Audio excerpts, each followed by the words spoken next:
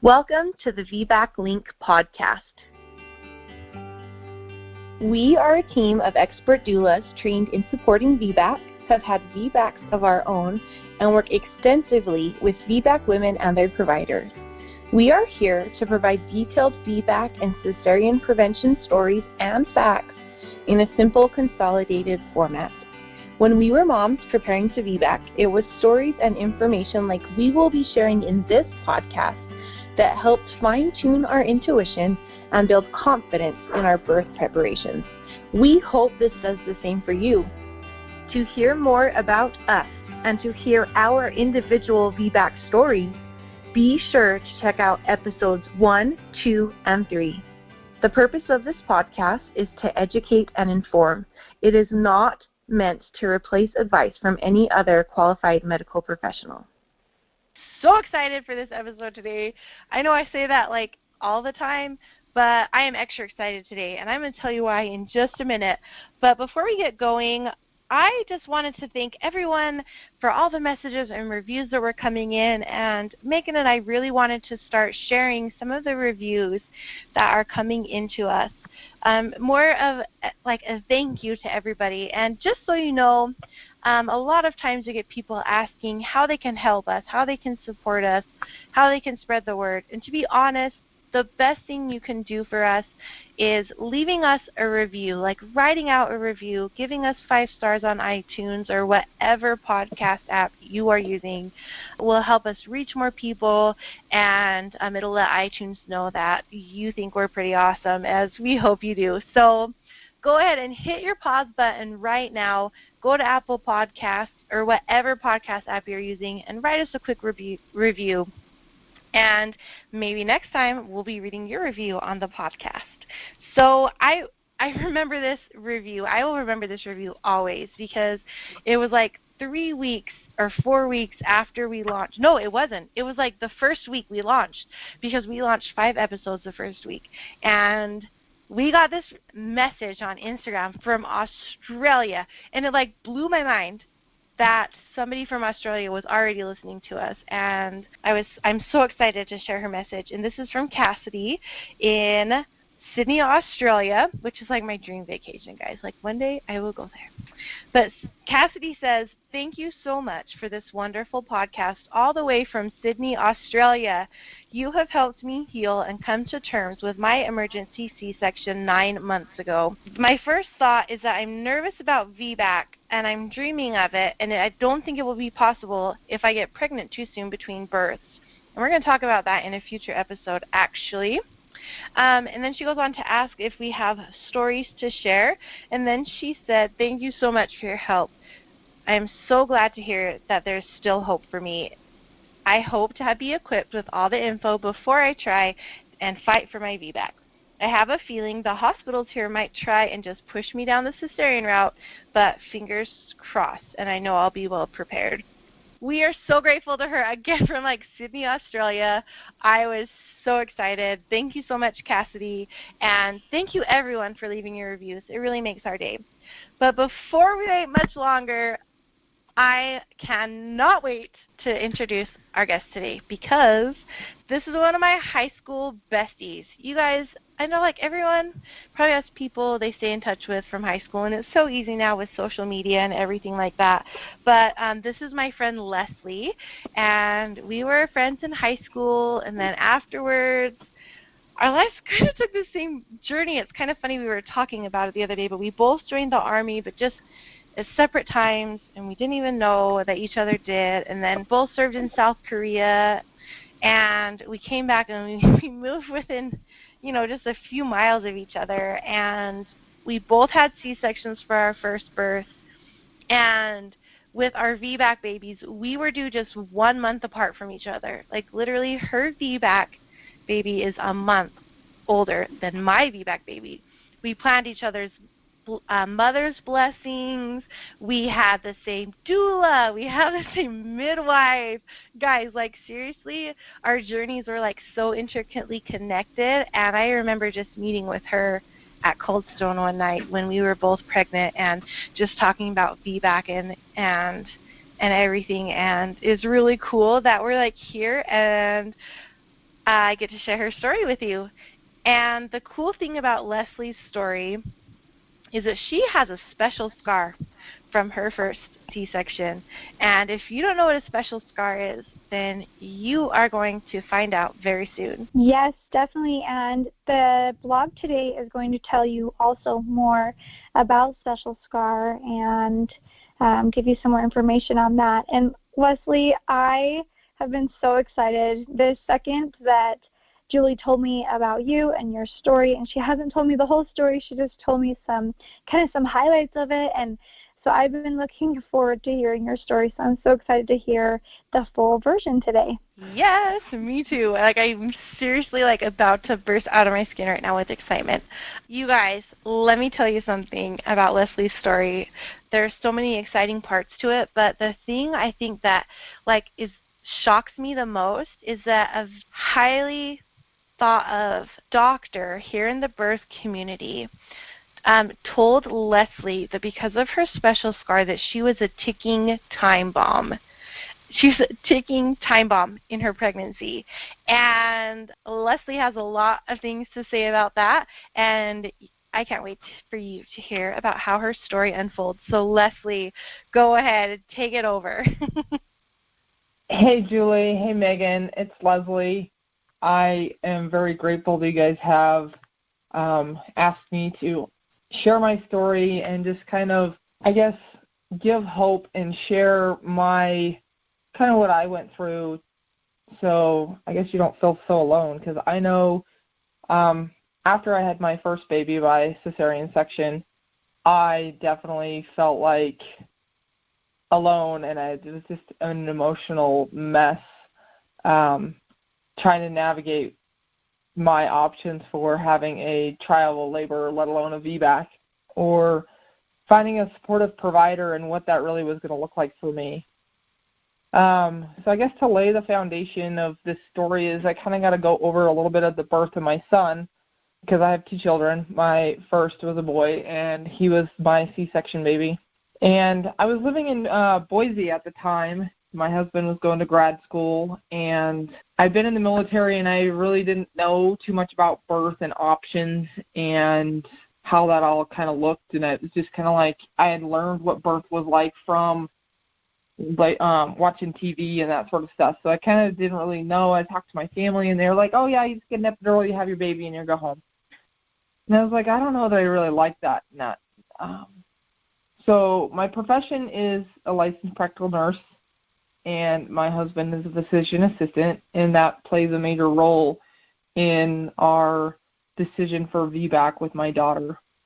And with my son, since we had moved to Boise, and we didn't really know anybody, and we didn't really know a whole lot, and we just fell into the system of having your baby at a hospital, because that's just what you do. I didn't know anything about midwives or home births or anything like that. So went through the VA. They recommended me to go to St. Luke's Hospital, and I started going to a prenatal swim class to just do exercise, and it was just a way for me to meet people. And the women in there connected me to some of the birthing women, the birthing community in Idaho. And I had taken some birthing classes and learned about natural birth versus, augmented birth with epidural Pitocin and all that stuff, and C-sections, and just had a basic understanding. So fast forward, I decided to hire a doula. Didn't really know what a doula meant or what they did. It just sounded like a good idea to me at the time, and I didn't really understand the significance of hiring one or how they could help or not.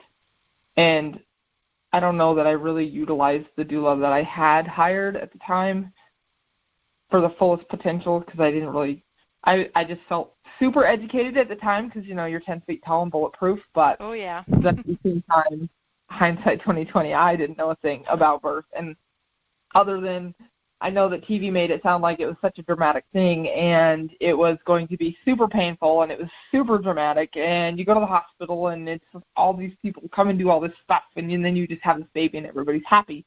And you have this picture, and everyone's, your family picture, and you're all smiling, and you got this cute little bundle of joy, and you go home.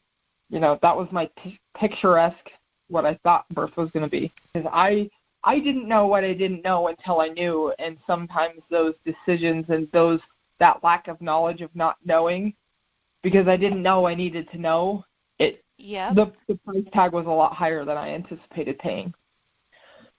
With my son, I had prodromal labor for days. I was due November 6th, and I was kind of panicky trying to decide whether or not I wanted to have an induction, because the way my insurance ended, it ended on the 4th of November. I was due the 6th, and I knew most women go over their due date. And I was like, well, I don't know how much a baby costs. I don't have a job. My husband's a student. Crap, now what? So I had toyed with the idea of having an induction, so I let my doc do a membrane sweep, and those are awful. I don't recommend them. For me, it was painful, and the whole experience was awful. Nothing happened other than every night at around midnight for the next few days, I would have lots of contractions for several hours thinking, okay, this baby time, and then they would just die. But, of course, I haven't slept all night, so I'm exhausted, and my husband has to go to school the next day, so I sleep all day, and it's just like it was like 3-4 days of just prodromal labor, not really sure what's going on, and then it would just fizzle out. So when I was finally really in labor with my son, I didn't know I was really in labor with my son, because I figured they were just going to fizzle out. So I ended up, tried to go to sleep, couldn't do that. But I just remember going in on the 8th of November, and they're like, oh, you're at a 3, you need to go home. So I'm like, I'm exhausted. I've been up all night. I'm tired. And so they gave me Ambien, which I don't recommend either. Ambien made me hallucinate and had awful dreams. I slept horribly even though you were sleeping. I don't recommend that either. And I was a mess. My husband's taking his finals. So he was sort of there, but not really there. He was trying to be supportive, but he was like, I'm missing all this school. I can't really be there for you, but I'm trying not to miss school. And it's like, if he fails this, then we have no money, we have no job, and everything we have is riding on him finishing his degree. I'm sure many people can relate to that, of having needs of your husband to do all these things. So I finally woke up that evening, and I was like, no, it's really time. So we went to the hospital yet again, and they're like, oh, you're at a 4. I'm like, all of that for a 4? And I remember just being like, I don't want to go home. I know we're in labor. Let's just stay here. I remember having this intuition where I should walk around, but I was just like, I don't really know what I want to do. And the nurse came in and was like, oh, we're here and we're going to get you ready for your epidural. Because I kind of said I wanted an epidural, kind of said I didn't want one, and I didn't really make a hard decision what I wanted. So I ended up with an epidural. So I labored all evening after laboring all day after the Ambien. And it was like I got all the way fully effaced, fully dilated, everything's ready to go. And they're like, all right, let's push. And I'm like, my body's not, I can't, and the epidural wasn't fully all there, so I could feel parts of my body that with an epidural you shouldn't feel. So it was kind of more on one side versus the other. And they were trying to get me to do PIT, and they were trying to do all these things and have me kind of fall into the rigmarole of, you get an epidural, you get Pitocin, you do these things, and it's kind of like a checklist out there they go down. I personally call it cookie cutter medicine, and I didn't like it. And my husband was kind of disconnected because he was trying to be there for me, but at the same time, still study. I look at my birth pictures, and I saw pictures of him studying his textbooks while I'm in labor, and I kind of laugh at it now, but at the time I know I was angry. But, I'm looking here at a picture, and I have one of the residents looking, doing a vaginal check, and she's like, the baby's right there, I can see his hair. And I'm like, all right, we're going to do this. And I pushed and pushed and pushed and pushed for hours. And I tried a couple different positions, and even with an epidural, because they were like, well, you have an epidural, we can't really get you in this position or that position or do this, that, and the other thing. And I was a very vocal patient. I know that before I actually finally went in to have my C-section with my son, I was not content with their explanations on why certain things needed to be done or how things were going to happen. I know I said a lot of F-bombs, swear words. I probably turned some people shades of red with some of my colorful language. So they only wanted one person in the operating room as far as like my husband or having a doula or having like a photographer, but I couldn't have two. And it was like, you know, I've worked in a hospital. I understand these things. I know the photographer that I've hired has been in the ER or the OR before, and it was something that was important to me that I wanted to have it taking pictures. They ended up sending the photographer's camera in the OR, and they wouldn't let her in. And by then, my epidural had worn off, and I was a mess. I was in a lot of pain because I had been pushing for hours at this point, and I was exhausted. I was frustrated by being treated some of the ways that I got treated. I know I've had to go personally through a lot of just therapy to just kind of work through some of the emotions that the birth of my son brought up. Because, I haven't looked at his birth book in years because it was just some of the things that they said to me and the way they treated me and they made me feel just, it was difficult for me to look at these pictures and not just be happy that I do have a healthy son, but on the same hand, be mourn the loss of the birth that I wanted. And I know that's a very controversial topic in the birthing world. Some people are just happy that you have a healthy baby, and that's all should be grateful for. But I really think that women can have two feelings about their birth. They can be grateful that their son or daughter or whatever is there with them and they're healthy, or that they're there and alive, versus, and then also mourn the loss of what their desires were and kind of how they were treated. Because I feel like you can have two separate emotions about the same event. I agree with that 100%. It's not a cut dry, you only get one or the other. You can be happy and sad about the same event. So with my son, they did the C-section, and they pulled him out, and he was floppy. And some of this because I am medical as an LPN, and I worked on the labor floor when I was much younger. And just being in the medical world, when they were saying some of the things they were saying, I knew what they meant. I knew when they said his APGAR was 4, that was not a good sign. And I could see by the color of his skin and just the demeanor that he had when they pulled him out, things were not looking good. And, of course, so I panicked. But I can't move. And my husband's with me, and, him being medical, he knew what it was, but, it's different when it's your child. You can be as medical as you want in the world, and it doesn't matter. If it's your child, you forget everything. It's Absolutely. Like you can hear it, but you're numb, and you're like, now what? You're a mess. So they whisked him away and started working him on the table, and I could see out of the corner of my eye what they were doing with him, and they intubated him, and you could see them trying to bring, breathe life back into him. And just, I guess he swallowed meconium when they took him out of the uterus. I'm not entirely sure. I haven't ever been able to bring myself to read his birth report versus mine. I know when I heard him cry, it was like, I bawled.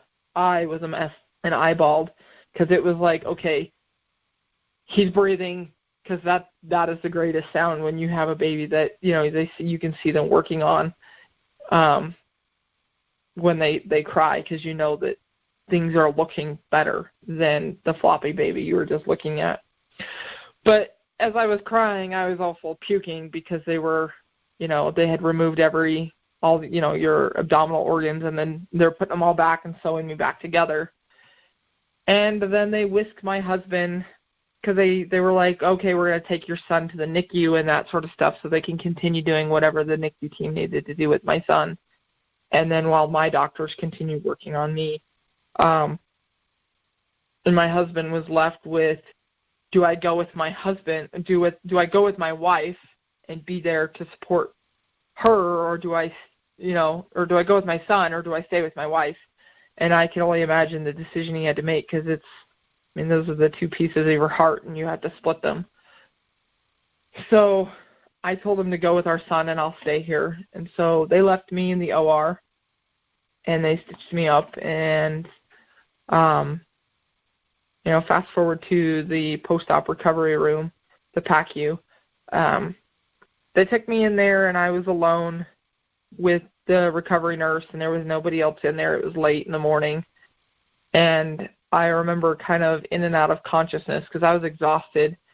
You're drugged up from all the epidural, and they didn't know if they had to do general on me, but luckily the epidural right before, giving more drugs, was good before they took my son out.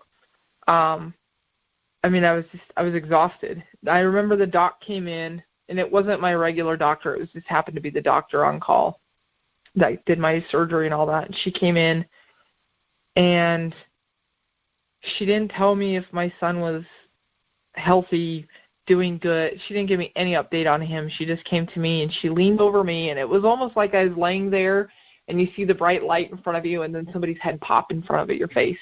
And she just looked at me, and she goes, "You'll never have a vaginal birth. You'll have to have a C-section from this point forward. You'll have to talk to your doctor about it." And left. My mom's in there, and she doesn't really know what to say. And she's like, "Well, let me go find out about your son." And so she left. And I'm sure the PACU nurse was in there somewhere in this room, but at that point I didn't see her. So for me, I was alone. I felt alone. And of course, I'm overwhelmed with all this emotions of where's my baby? I can't speak for all women, but for what I know, if somebody tells you you'll never get to do something again, that's something that's biologically what women do, is you have a baby and you have a vaginal birth. It's kind of like what, I want to swear right now, but I know I swore a lot because I know I have a sailor's mouth.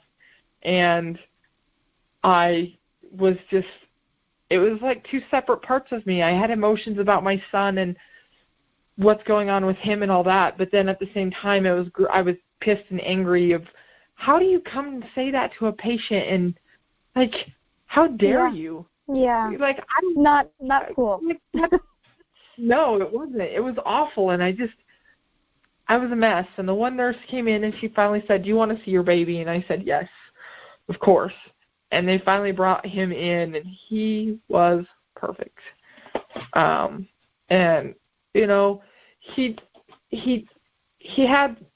he was floppy. But by the time, give him some time, and they did some of the medical things that they needed to do to him, he recovered fine. He is a happy, healthy, rambunctious 6-year-old now. And, I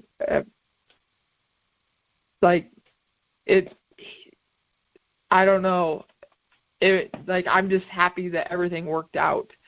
And, at the time, I was still sad that things didn't work out, but seeing him made it better. And I know that I left the hospital and was still confused about kind of what happened. And I looked at my first family pictures, and I looked so drugged up. I looked gorked out of my mind. I looked happy, but just gorked. I was so high. Did you just say gorked? I did say gorked. That's all I can say. I look at these pictures, and I'm like, I can see some of the emotions there, but I can see the exhaustion. I can see the confusion of just I didn't know what was happening. And you stay in the hospital a couple of days, and then you go home, and Like, nobody prepares you for going home after you have a baby. You prepare for all of this having the baby, but nobody prepares you for going home. Because I know once I got home, my husband looked at me, and I looked at him, and he looked at me and goes, now what do we do? And I laugh at it now because I'm thinking, I don't know. We have this baby. I guess we got to keep it alive. But what does that mean? Like, you don't realize the magnitude of all that. It's like, I guess we just I don't know, feed the kid, change his diaper. Because, in the hospital you have everybody there helping you. Well, I say the word loosely, helping. They are helpful, don't get me wrong, helping you feed the baby and all that sort of stuff. But you get no sleep. So by the time you get home, you just want sleep. You're exhausted. So, yes, they're helpful, but not helpful for sleep. So, on to, my daughter's birth. After I had my son, I went to my 6-week appointment, and I still didn't really understand what happened during the C-section, and it was like I was left with all these questions. So I went to my doctor, and he said the same thing as the female that did the C-section, was that you'll never have a VBAC, you'll never have a vaginal birth, you'll have to have a C-section from this point forward. And I was just like, well, what does that mean and why? And he said that the way my son was positioned, because he was in my vaginal canal, kind of lodged in my pelvis, kind of stuck, but he was not in an optimal position. I can't remember what it was off. His head would turn just a little bit, so I can't think of what it's called. It was like OP or something like that. I don't know. Asynclitic? I'd have to look. I was thinking asynclitic too, yeah. Wonder if that is the word.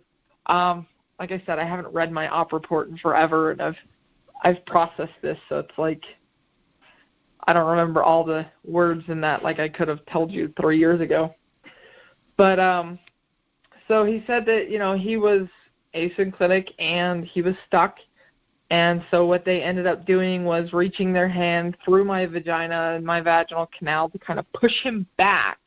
But because of the positioning he was in order to get him out, they normally do a low transverse C-section, so the bikini cut. So they did that, but the way he was, they could not get him out of my uterus in that position. So what they did was gave me a vertical incision. So the scar on my uterus looks like an upside down T. And that's literally what it looks like. Is I got the low transverse and then I have the vertical incision. And granted, mine is 3 centimeters, so it's really not that much. It's more like a nick, or at least in my eyes, it's a nick. It's not 3 centimeters is really not that big. If you look at your pinky nail, that's probably as big as it is, as far as the incision. But nonetheless, it's a vertical incision, and therefore, in the doctor's eyes, I was no longer allowed to have a VBAC because of the risk. And I was like, well, what risk? And he just said the risk of uterine rupture is too great, and so you will have to have a C-section. And that was like the length of the discussion.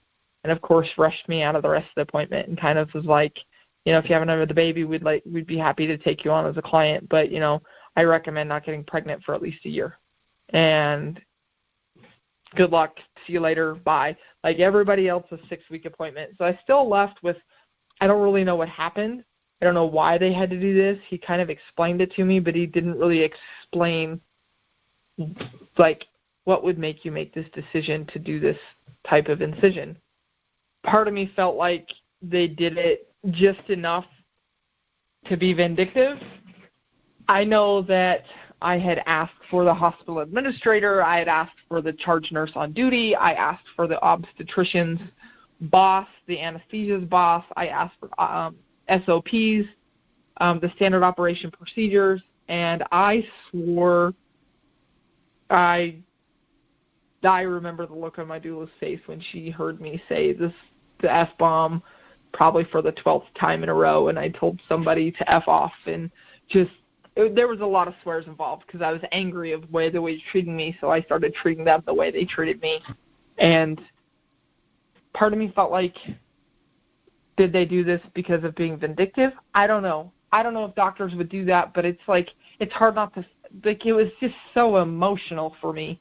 And I think when your emotions are so raw and you're hurt, you want to blame somebody or something or just have a reason that made sense. And I was drawing straws out of the sky, and nothing I did was making sense. And it was awful.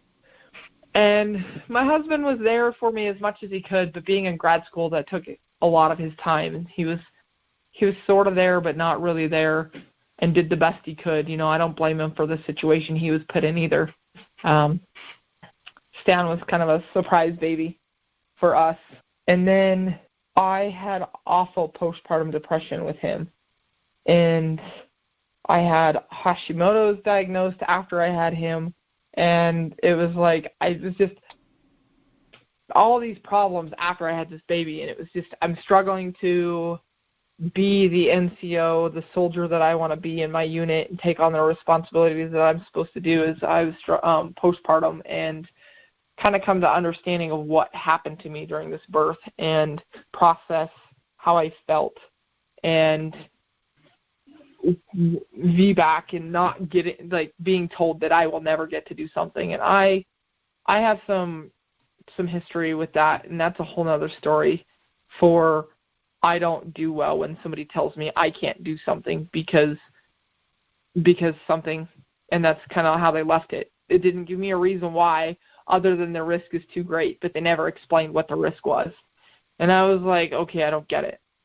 So at that point, it's probably a few weeks after my son was born when I'd started looking into VBACs, and I'd found the ICANN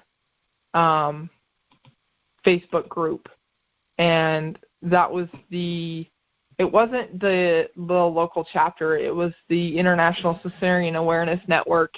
That was like the international group, the big group. And I started kind of reading other people's stories and other people's situations and why people had to have C-sections, and just reading birth and just like preparing myself for a baby that I wasn't ready for or looking to get pregnant with right away after my son. But it was like I wanted to understand what my options were. And if you're going to tell me no, well, I want to know what my options are so I can fight you on it. Because that's literally what it was to me. It was like I was going to fight you till to the nail, because it didn't make sense to me why I could be told no. So searching through the International Cesarean Awareness, I found a group on Facebook that is called Special Scars for Special Women, and it is a secret group, and the only way that you can join this group is if you've had a cesarean and you have an atypical scar, or that you've had like a myomectomy and then you are trying to have a VBAC after. Basically, if you have a regular low transverse C-section incision, you can't join this group.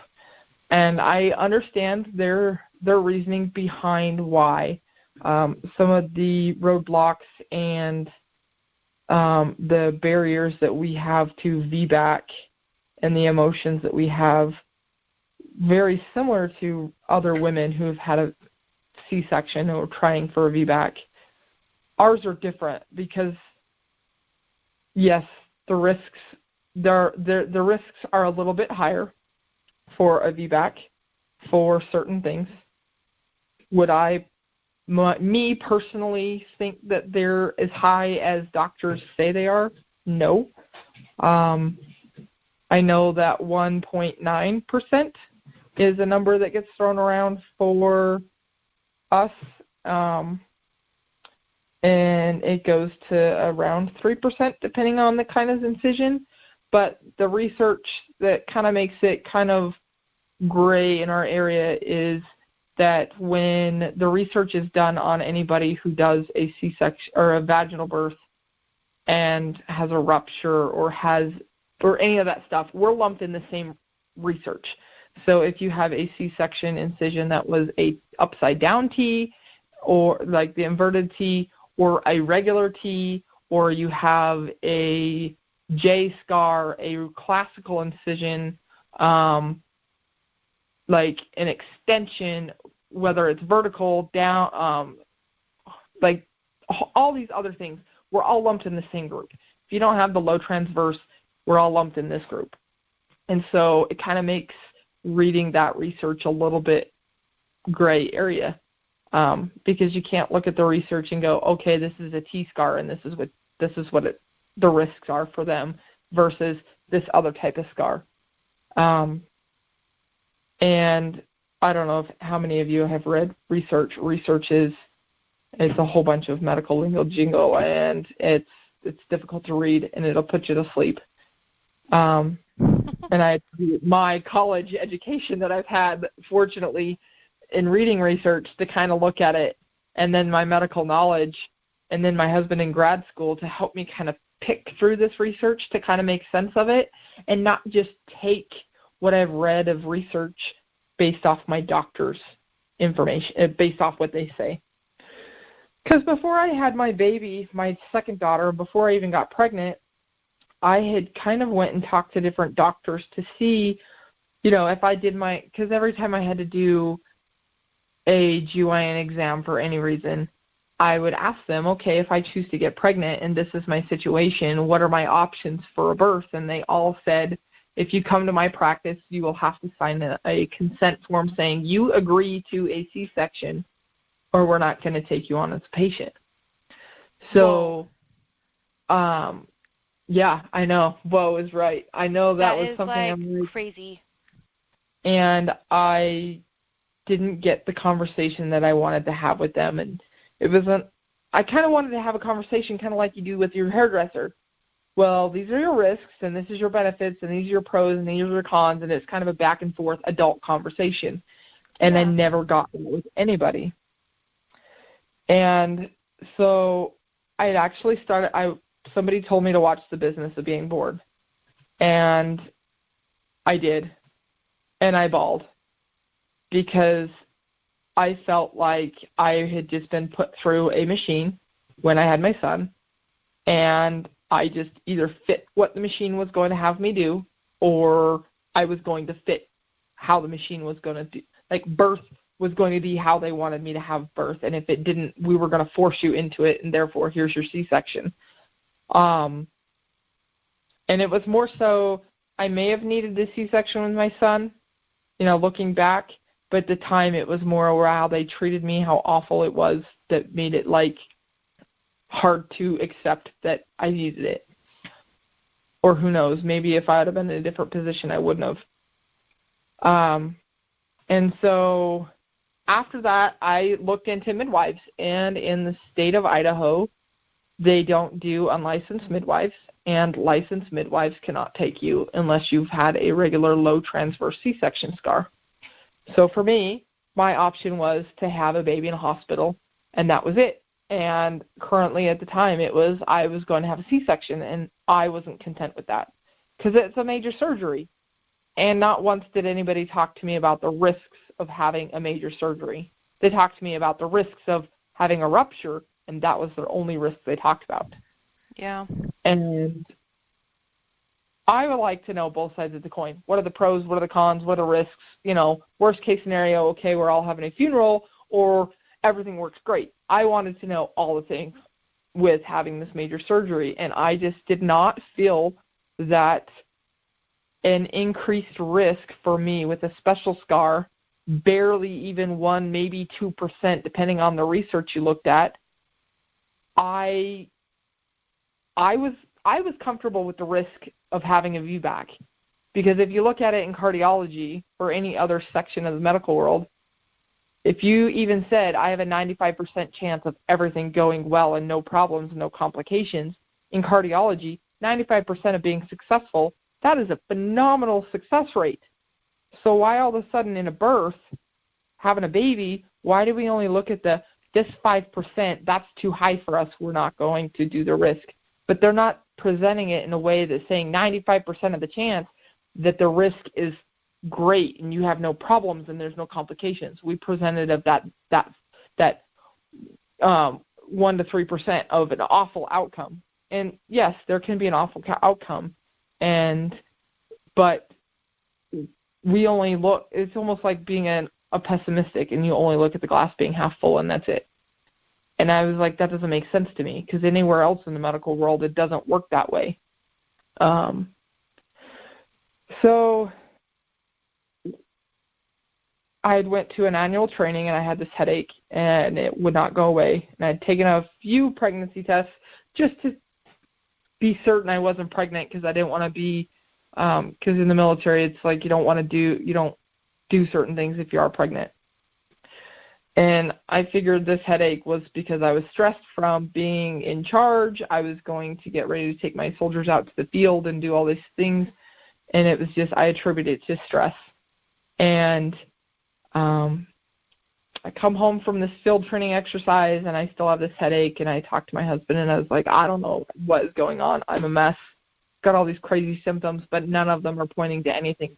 Maybe it's my thyroid. It's being funky again. And so I went into the doctors, and, of course, the urine pregnancy test says negative. And when they did all my blood work for my thyroid and that, they ran a blood pregnancy test just in case, randomly. And comes back, congrats, you're pregnant. I'm like, oh, my God, really? Okay. I'm not really ready for pregnancy. I wanted to find a doctor who was going to be supportive of me having a VBAC before I got pregnant. And I was pregnant, and I found out that I was 11 weeks pregnant, so basically in the second trimester. I mean, give it a week, I'd have been in the second trimester. So, surprise! That's pretty cool. Yes and no. I mean, it was a lot. So, I was actually talking to my husband about this earlier today, and we found out we were pregnant, and he was graduating class. He had graduated school, and I just said, we're moving. We're going to sell the house, and we're moving to Utah, because through this special scars group, I found a midwife that a lady drives from Idaho to go and see in northern Utah. And if I'm going to have this VBAC, we're going to have this baby in Utah. And he looked at me like I was crazy, and I was like, I'm moving to Utah, so I hope you're there with me. Yes. So we did. We, within a couple of weeks, we just packed our house up in a box, threw it in a U-Haul, sold our house, moved to Utah, and become homeless and lived with my mother. It was not an experience I want to repeat. I love my mom, but we should have planned this out a little bit better. But my husband didn't have a job. He was looking for a job, and it was just, he was busy doing that, and I was busy pulling up every midwife and every OB and calling, because I had started doing interviews and going to an appointment to say, hey, I'm looking for a doctor, and I got tired of sitting in the waiting room to finally eventually be seen after a couple of hours past my appointment time, to finally be seen, to be told the same thing from every provider. You can be my patient if you sign a consent form saying we have a C-section, the risk is too great. And that was the extent of the conversation. They never would talk about other than the risk of rupture was too great. And like Julie said in my intro, that I interviewed with a very renowned doctor that is here in the state of Utah, that I think he just has poor bedside manner. I don't know. But this was the first appointment that my husband had been with, and he didn't believe that doctors would be so crass and say things like, if you have a VBAC or even try a VBAC, you're going to kill your baby. Or like this doctor said, you're a ticking time bomb, you're going to rupture walking down the street. You should have a C-section at 37 weeks. And every single doctor that I met with had different stories. Some of them would say, you need a C-section at 37 weeks to 39 weeks. nobody had the same window of you're going to have a repeat C-section. It was anywhere from 37 to 39, but you will not go past 39 weeks. And I'm thinking, I don't even know how far along this baby really is, so we're just going to roll the dice and say we're at 39 weeks today or 37 weeks, or, and each week that you go earlier with the C-section, there's more risks of having a baby in a NICU and having lung problems and all these other risks. And I'm like, so can we have a conversation about those risks? And nobody would. It was all about how awful of a mother I was going to be because I'm making this decision to have a VBAC. That is so frustrating. Oh my gosh. It was difficult because I would surround myself with the birthing community, and there's a postpartum or an afterpartum support group that was going on once a month down in Provo, and then I went to just have women work through their issues afterwards in kind of a group setting. Whatever those issues were, it didn't matter what it was. Postpartum, you could go to that group and you can kind of talk about whatever you wanted to talk about. And it was kind of cathartic for me to hear other people's stories and be like, I'm not alone. I'm not crazy.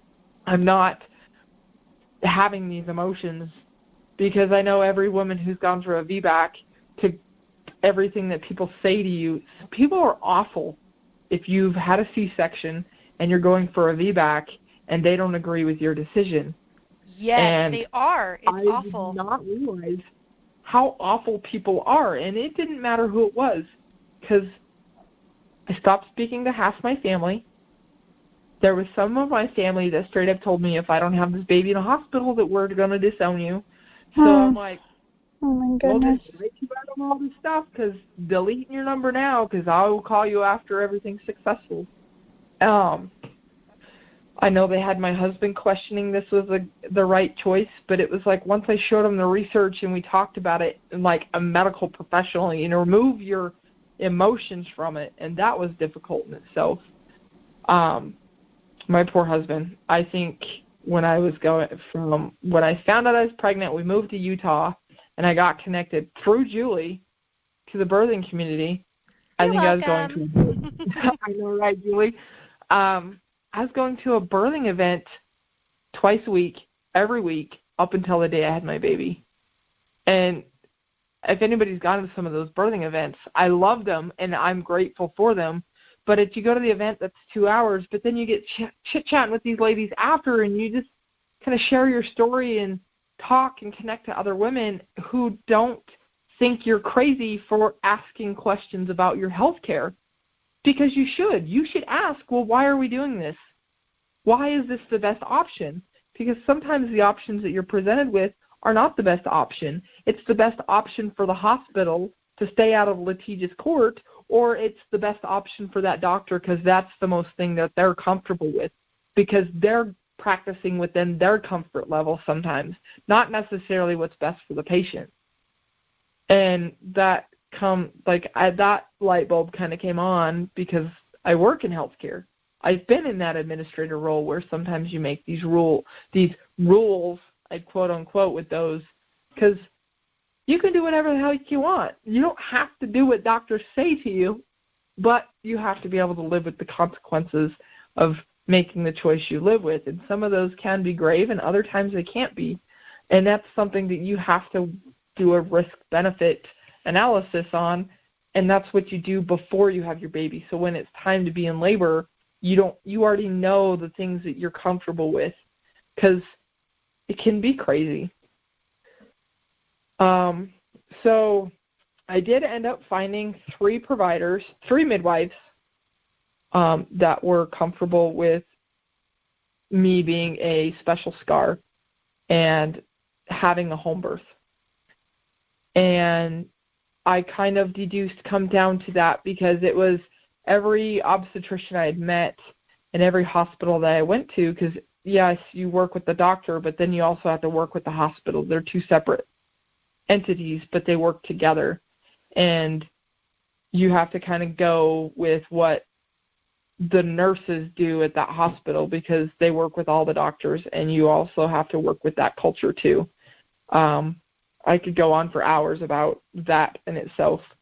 But so I chose to have a home birth with my daughter, and I now had some dilemma that I didn't expect to have. I had to choose between 3 different midwives that I felt comfortable with, but they were in 3 very different locations. One was all the way in Logan. It was new arrivals, and this midwife had been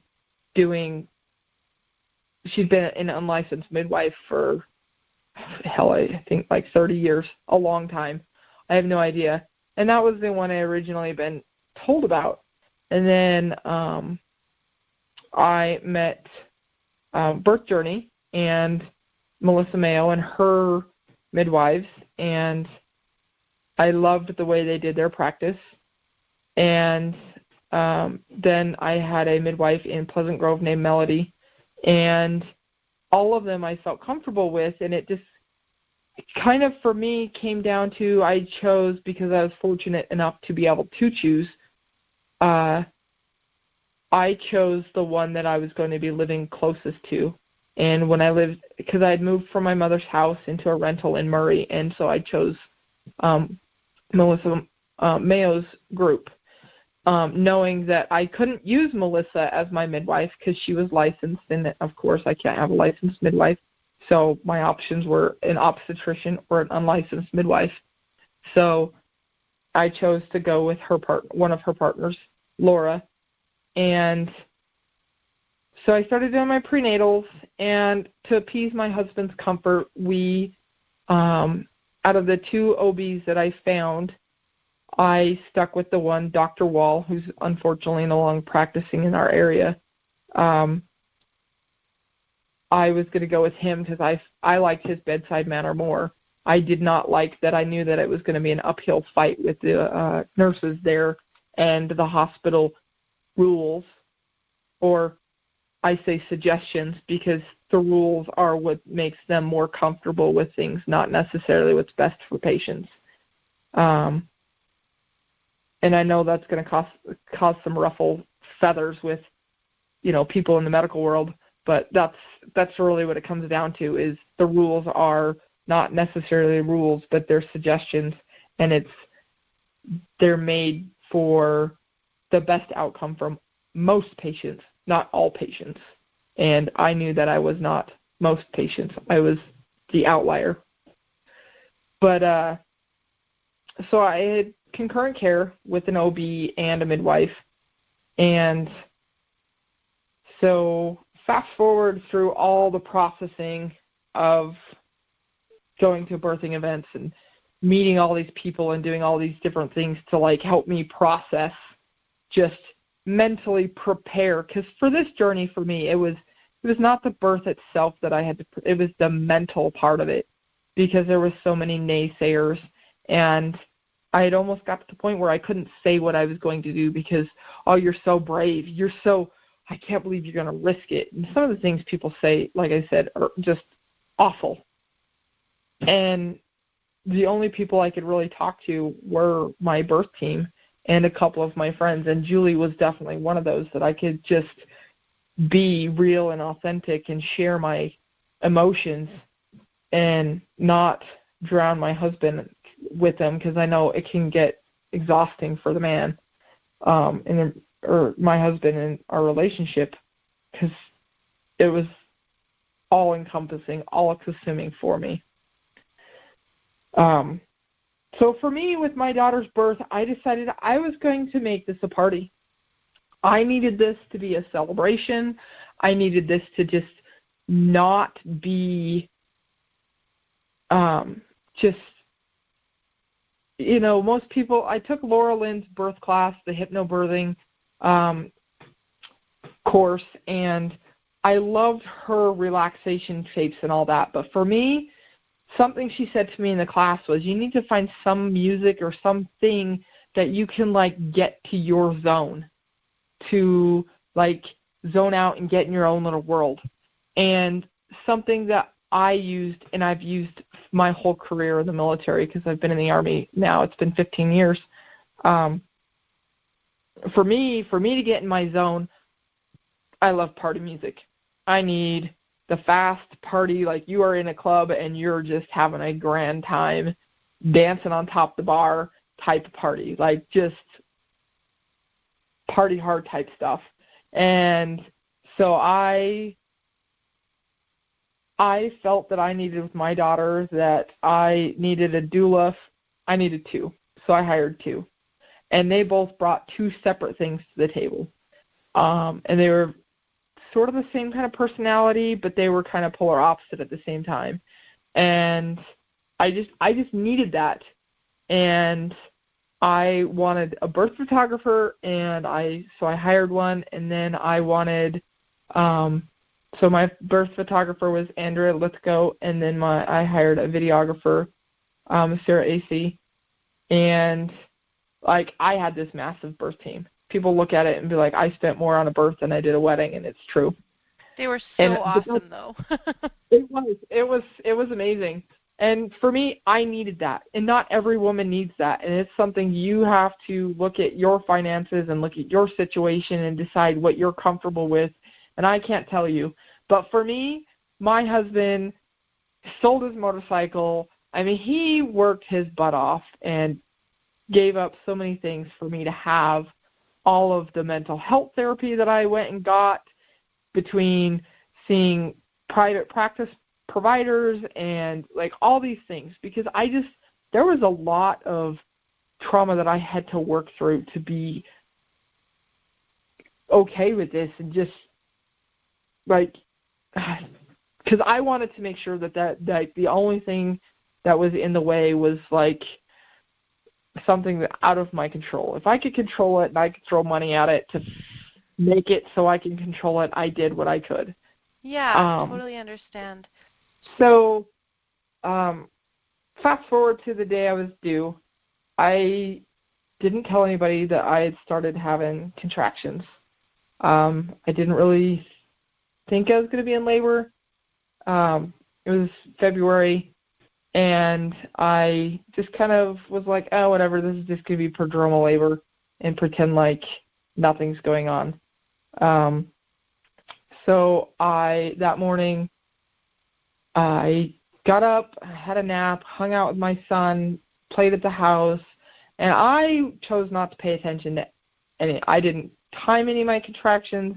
I was just going to be like, okay, acknowledge they're happening, but they weren't painful to me. It didn't hurt, and I just kind of went with it, but I wasn't going to stop my day to focus on what was going on. So I called my mom. We went to the sewing machine. We went to the fabric store, bought fabric, and started making stuff for my baby, my daughter.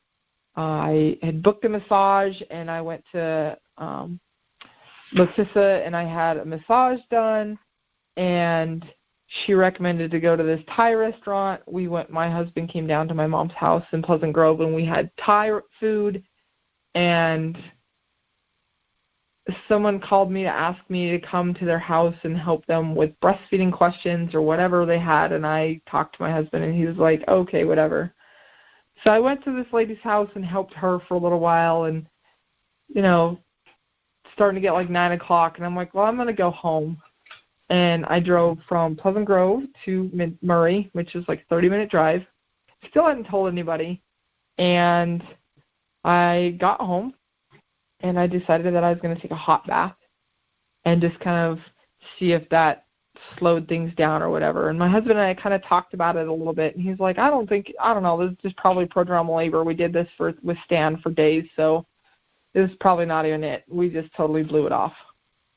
And so I laid down in bed, and after the hot water got cold, and started going to sleep.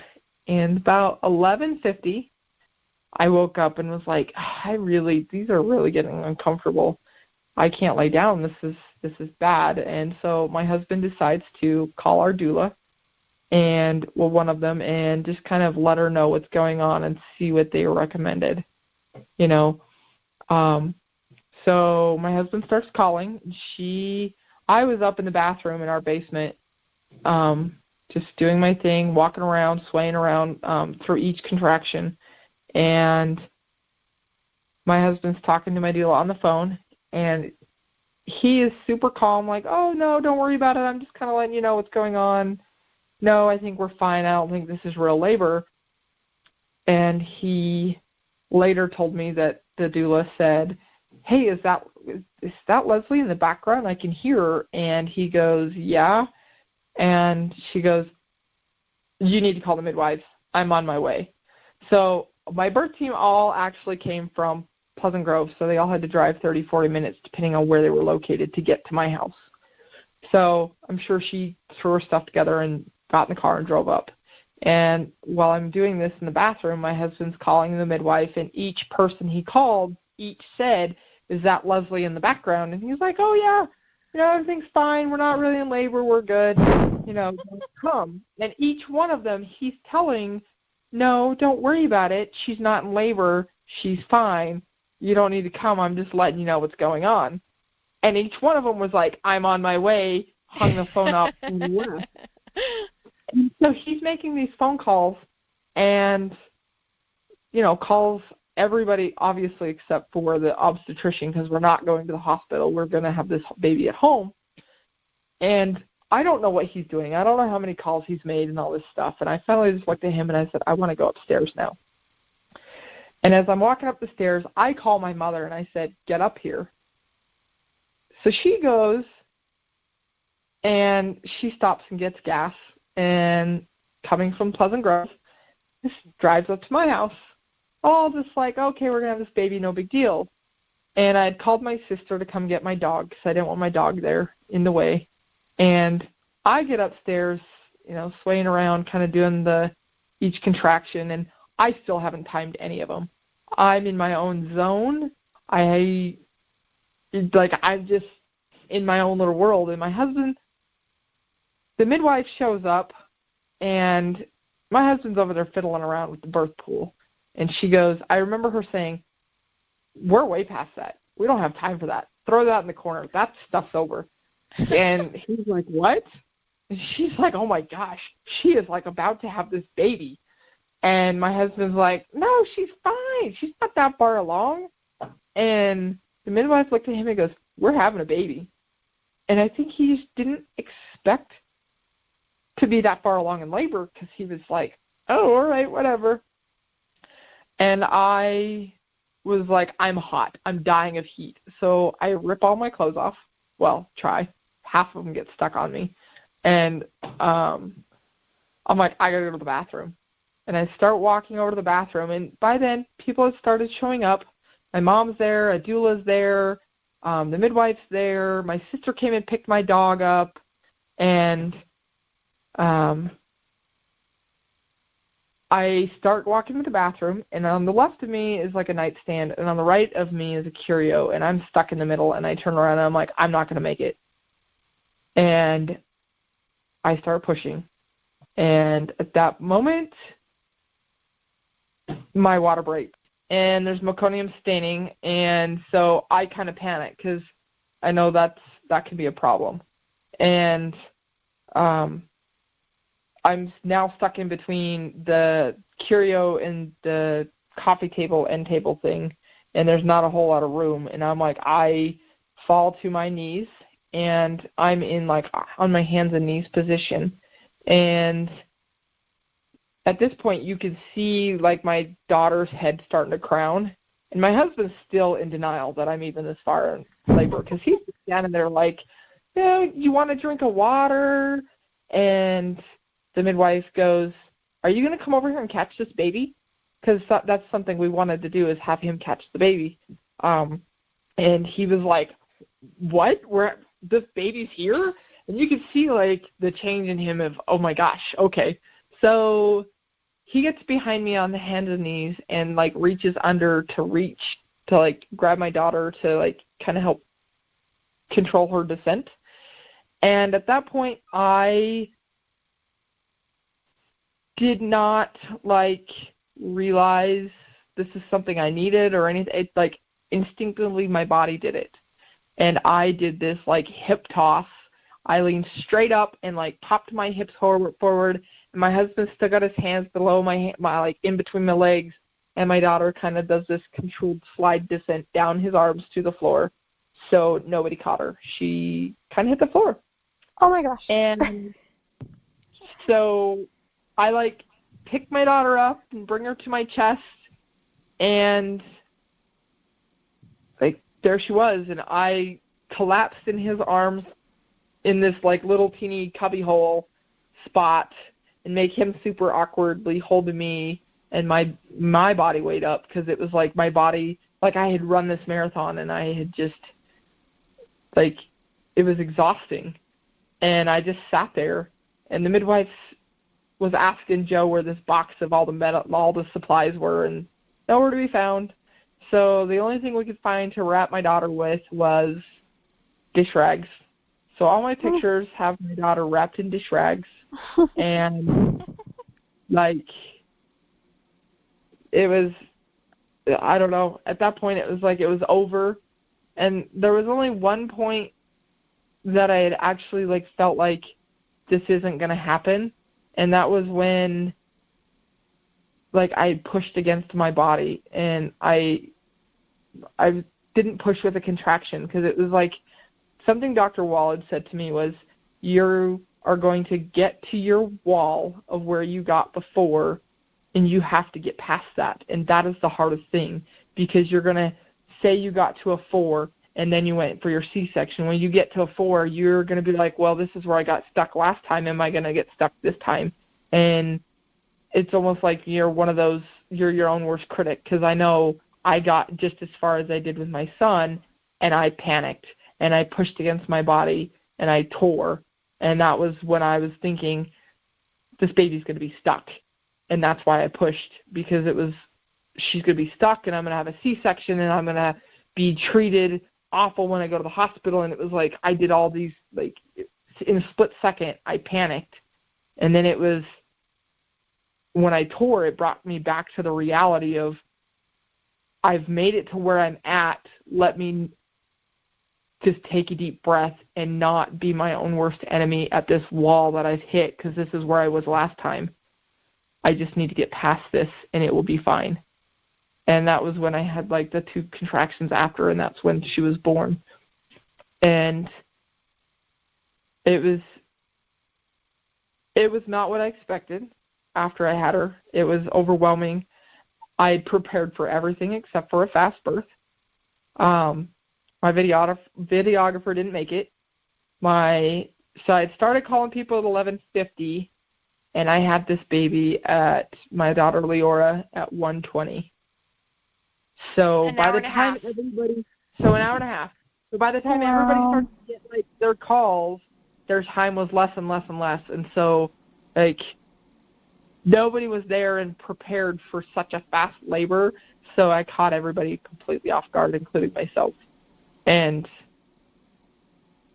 it, like, the only thing I can say is, it was definitely an experience, and I think I never realized how much women in general have to fight to be educated for both sides of the coin of what are the pros and what are the cons, what are the risks versus the benefits, and what am I comfortable with versus what is my doctor comfortable with. Mm-hmm. And, you know, it definitely was healing for me, and I'm happy that I had a baby at home, and I would, if I had another one, I wouldn't even question having a baby at home. I don't even think I'd look for a hospital birth in any way. And my husband is completely happy with the decision that we made, even as a healthcare provider, which people are shocked as a physician assistant, as a doctor, that we were comfortable with choosing a home birth versus having a baby in hospital. Yeah. And I would do it all over again. Yeah, I think it just kind of goes to show about how much you really do have to fight anymore for educated conversations. And a lot of times doctors are even set boundaries by the companies that insure them, because of that reason. I just got done writing a long section on the history of VBAC for our birth classes that are live here now in Utah. So if you're local to Utah, definitely check them out, utahvbaclink.com/VBAC-class. Or you can go to just utahvbaclink.com and it's going to take you right there. So Leslie, thank you so much for sharing your story with us. We have a blog, live on our blog right now, today, all about special scars. And guess what? Somebody has, since Leslie's done all her research, broken down the risk of rupture by scar type. And guess what? You're going to find all that information on our blog right now, utahvbaclink.com/blog. Go there, read it, do your research, get educated, find a supportive provider, trust your intuition, and you can have the birth that you need for your specific circumstances. Thank you so much, Leslie. I hope everyone has a great day. We are always looking for more inspiring stories. To share your story or possibly be on one of our podcasts, post on social media with the hashtag #WeVBAC and tag @TheVBACLink or contact us from our website. Be sure to rate us and share and leave your reviews. We are excited to hear what you think. For families local to Utah, be sure to check out our website, utahvbaclink.com, for more information on our VBAC childbirth classes and doula services. Thank you so much for listening. We are excited for you to begin your journey with us.